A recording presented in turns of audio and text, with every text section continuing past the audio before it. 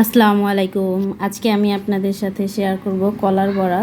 তো এই জন্য আমি কলাগুলোকে চটকিয়ে নিয়েছি, এরপরে দিয়ে দিয়েছি নারিকেল, কোরানো নারিকেল, তারপরে দিয়ে দেব কিছুটা চিনি। কলা তো যেহেতু এমনিতেই মিষ্টি আছে, বেশি চিনি দেব না, আর তাছাড়া চিনি হচ্ছে স্বাস্থ্যের জন্য ক্ষতিকর। এরপরে দিয়ে দিচ্ছি সুজি। তো এটার সাথে কিছুটা চালের গুঁড়ো মিশালে একটু ভালো হয়, খেতে ক্রিস্পি হয়। তো এখন আমি দিয়ে দেবো একটু লবণ। তো দিয়ে দিচ্ছি 1 চিমটি লবণ। এখন ভালোভাবে মেখে নেব।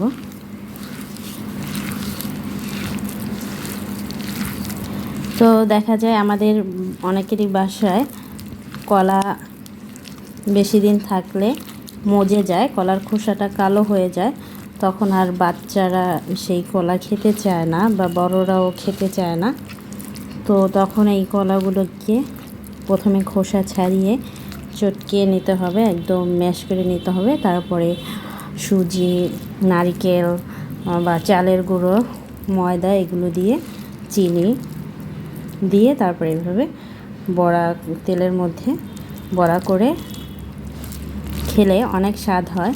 তো এখন আমি এগুলোকে ভেজে নেব। মাখানো শেষ।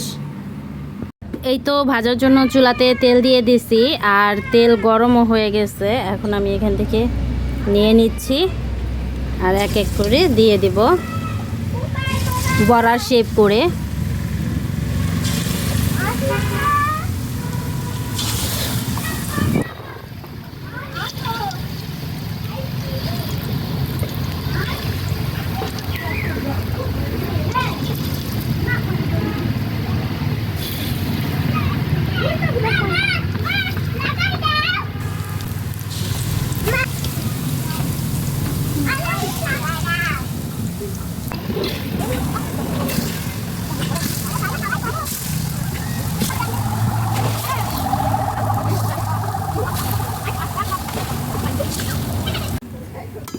তো কিছুক্ষণ পরে এক পাশ হয়ে গেলে উল্টিয়ে দিতে হবে।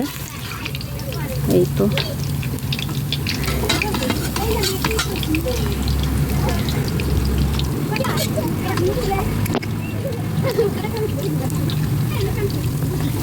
আর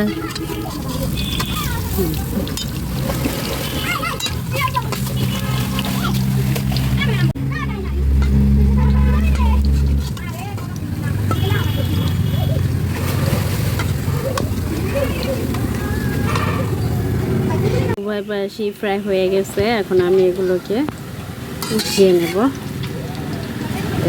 এই কড়াইতে দিচ্ছি, আমি হচ্ছে 2 কড়াইতে দিচ্ছি। এগুলো বেশি কালো কালো হয়ে গেছে রে।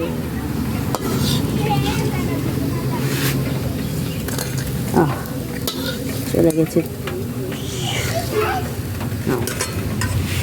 এখন এগুলো উঠিয়ে নেব।